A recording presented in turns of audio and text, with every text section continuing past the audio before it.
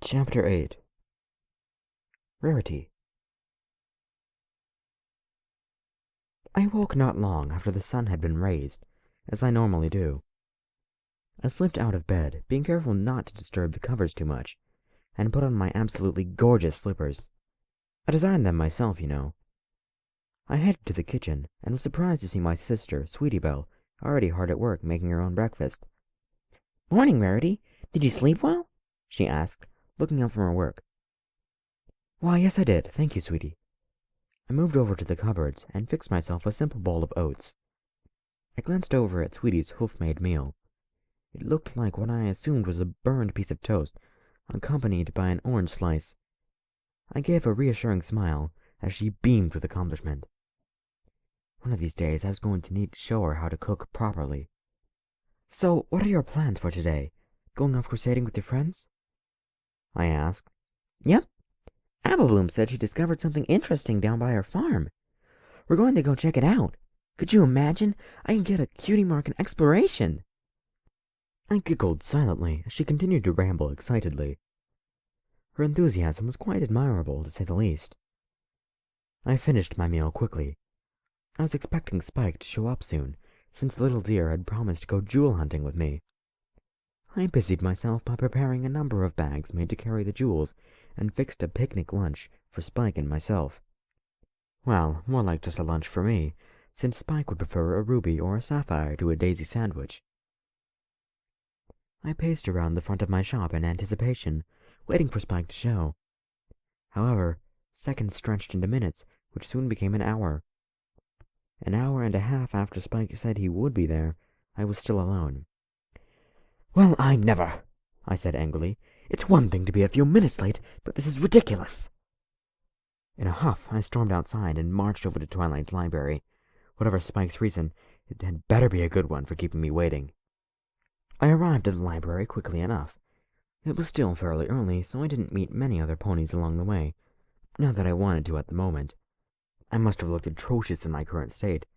It wasn't very proper for a lady to scowl, but I was quite put out. I knocked on the door fairly loudly and impatiently. I was waiting only a few minutes before the door cracked open, and I found myself looking at Twilight. The poor thing looked as if she hadn't slept all night. "Twilight, dear, what—" Just then the door opened further, and I got a glimpse inside. The library was in poor condition, with books and papers scattered everywhere. Many of the walls also bore the ugly black stain of fire. I saw my poor little Spike all tied up to a chair, struggling to get free. He looked up, spotted me, and gave me a pleading look. "Rarity, help! Twilight's gone crazy! She won't let me go!" Twilight looked back and levitated a makeshift gag into Spike's mouth. "Stop spitting it out, Spike," she said groggily, before looking back at me. "Sorry, Rarity. Now's not the best time for a visit." I pushed my way past Twilight and ran to Spike's side, already undoing his binds with my magic. "Twilight, you horrible mare! How could you do this to my poor Spiky Wikey?" Just as I was finishing with the last binding, I was suddenly knocked off my hooves. "Sorry, Rarity, but you can't let him go!" a bright pink pony cried. It took me a few moments to recognize Pinkie Pie. "No one's going to free Egips while I'm here." "Egips?" Twilight and I said in unison. "Yeah, 'cause he's the opposite of Spike." I glanced at Twilight, who was giving me a defeated look. I returned it. Pinkie isn't a pony you understand very easily.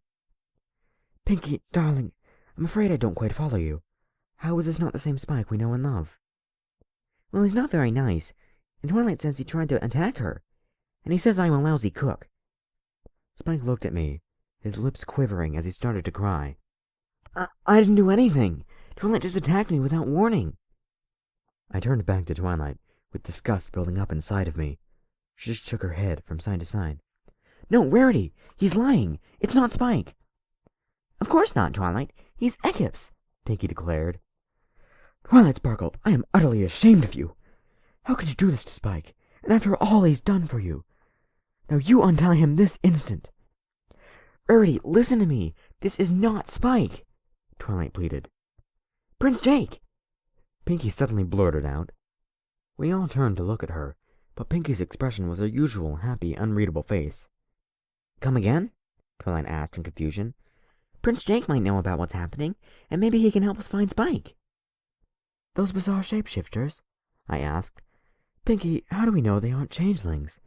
And even if they're not, how can we trust them? Do you have a better idea? Because unless it involves a ton of baking powder and 3 spoonfuls of pink paint, I don't see how it'll help. How would baking powder... Twilight began, but then stopped herself. Never mind. All right, Pinky, we'll go see Prince Jake. I looked toward Spike, and for a moment it looked like an underlying emotion was welling up behind his pleading face. It almost resembled hatred. The odd scene was gone as quickly as it had come, and Spike looked as forlorn as he had before. We walked to the edge of the everfree forest, with Pinky taking the lead. I was a little behind the others, but that was only so I could keep a watch on Spike. Twilight had refused to go anywhere unless Spike was securely tied up, and she offered to carry him herself. I could see a few other ponies shooting Twilight some questionable looks, but she continued on as if she had never heard them whispering or pointing at her. Throughout the entire trip, Spike remained silent, with a look of boredom and worry on his face. I didn't blame him in the slightest, but soon we'd have this mess straightened out, and Twilight would apologize to him. "Oh, wait!" Pinky blurted again. "You have to stay here. I'll go get Prince Jake." "Pinky, I really think it'd be better off if we all went together. It's not safe in the Everfree, and the sooner we talk to the prince, the better," Twilight said calmly. "Please, Twilight, it's really important that I see them first," Pinky said as her eyes widened. "And why is that, Pinky?" Twilight inquired. "I pinky promised. I can't break a pinky promise," she cried. Twilight looked at Pinky with shock and awe. I guess I was as well. "Pinky, have you already met with the prince?" I asked. "When did you do this? How could you just burst in on him? He's royalty!" "I didn't mean to. I was just going to give him a welcome gift. I wasn't trying to be nosy." By this point, Pinky looked like she was on the verge of tears. "All right, Pinky," Twilight sighed. "What did you promise?" "That I wouldn't tell any pony where they were." I looked at Twilight, who had a glint in her eye. "But Pinky, you're not going to be telling us. You're just going to be leading us to them. That's not breaking your promise." "But it would be indirectly breaking your promise." I admit, my heart skipped a beat at the eerie voice that pushed its way into my head. I looked all around, and finally spotted a very regal-looking hawk perched in a tree above us. "Oh, Birdie," Pinky said. The hawk turned his head to look at her. "Can I help you with something, Pinky?" "Yes, see, we were wondering if we could speak to Prince Jake at all," she replied excitedly. "Why, I believe it was quite clear that we did not wish to be disturbed." Twilight stepped forward, Spike still struggling to get free. "Please, Mr. Bird, I have reason to believe that Spike has been kidnapped and replaced with his copy. I want to know if the prince knows anything about this." There was a long period of silence. The hawk looked from me to Twilight to Pinky, and finally to Spike, eyeing us impassively. "A dragon?" it asked hesitantly. "You have actual dragons here, too?" "Yes, we do. A fairly stable population, in fact," Twilight replied.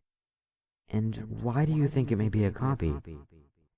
"He hasn't been acting like himself, as if something else is using his body." The moment Twilight stopped talking, the bird's eyes seemed to widen with shock.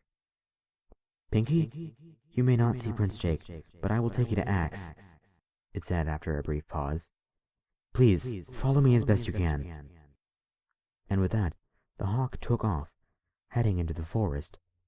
I looked at Pinky, already bouncing after the bird, then turned to Twilight. She shook her head and slowly trotted after Pinky. I was worried about entering the forest unprepared, but one last look at Spike's pitiful figure strapped to Twilight's back gave me all the courage I needed. With a final glance backwards at Ponyville, I headed into the forest after Twilight and Pinky. After a few moments of walking through the tangles of dark trees, we came upon a tiny clearing.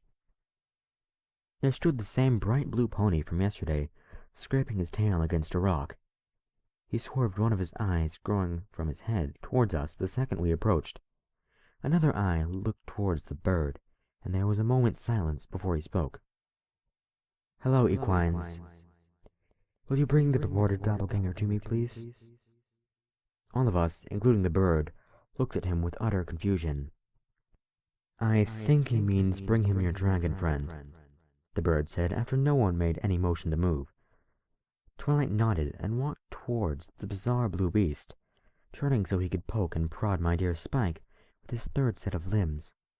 I could see Spike growing more and more restless, and I could understand this unease.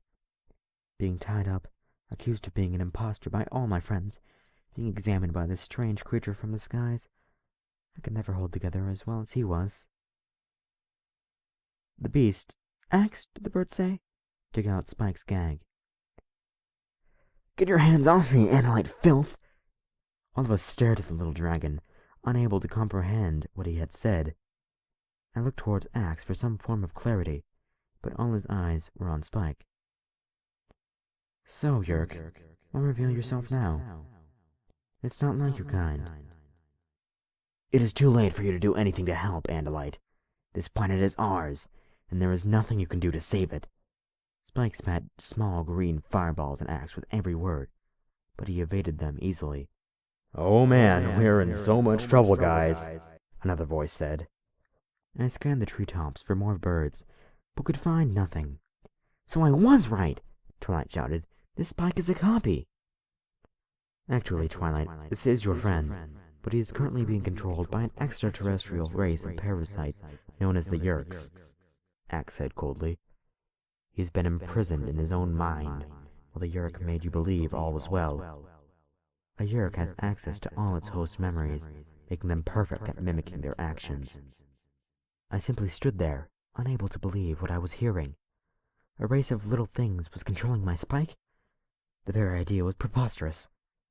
Yet Spike would never attack some pony like that, and he did say something about taking over Equestria. Twilight seemed as shocked as I was, and seemed to be struggling to form words. How did this thing get in Spike?" "He was most likely taken by another controller and brought to the Yerk pool, a large pool-like structure where Yerks live in their natural state." Twilight swallowed hard. "Is there a way to get it out?" "Not unless the Yerk wishes to be removed." Axe's stalks shifted to give off an almost threatening appearance. "But you will not have to worry for long.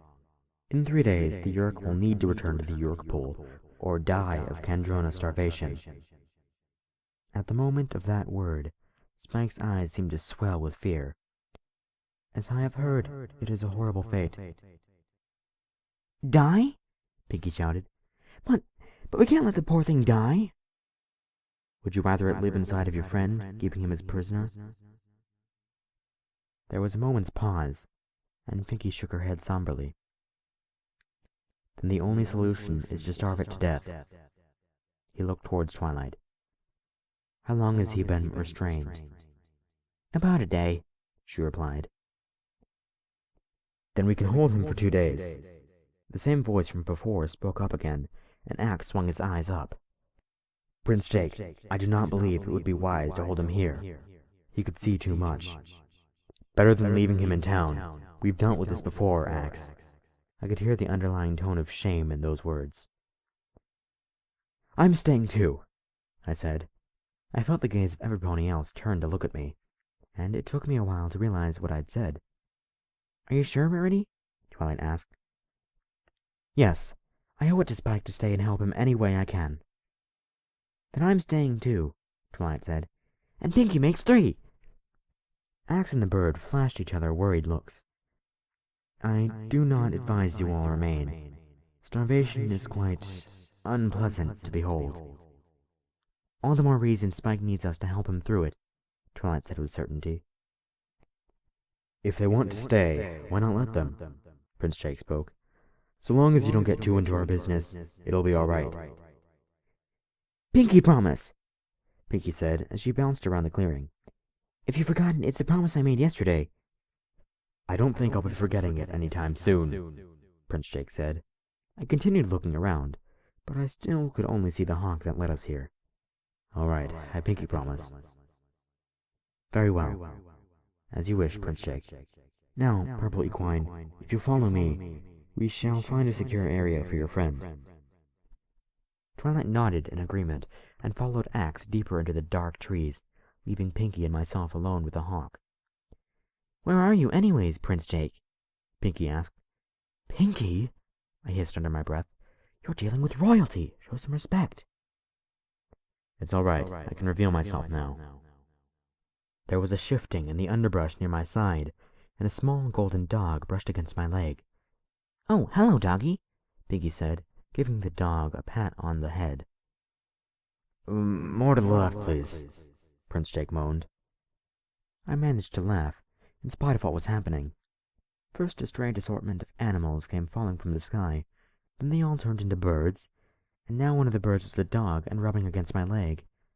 I kept thinking this was all some dream that I was going to wake up from. I almost wish it were a bad dream.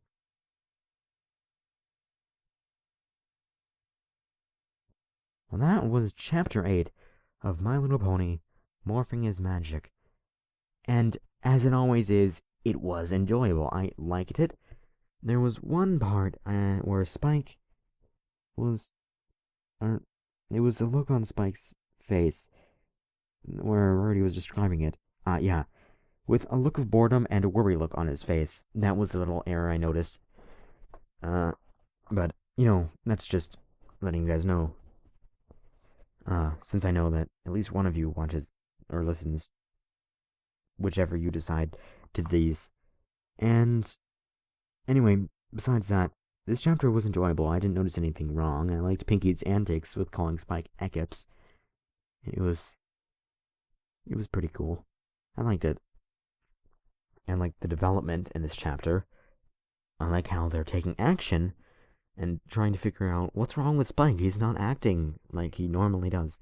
I really enjoy that I really like that they're doing that. And I also like, of course, just like last chapter, how they're reacting to this world. Not to this world, but how they're reacting to learning new things about the Animorphs, and I really like that. I really like how you deal with the interactions between the two groups. It is really well done, and I really enjoy it. It's just quite good. And as always, the last line is great. As always. You always manage to pull off the best chapter ending line. You guys always do that. It's just great. I like it. Anyway, I really don't have that much else to say about this chapter.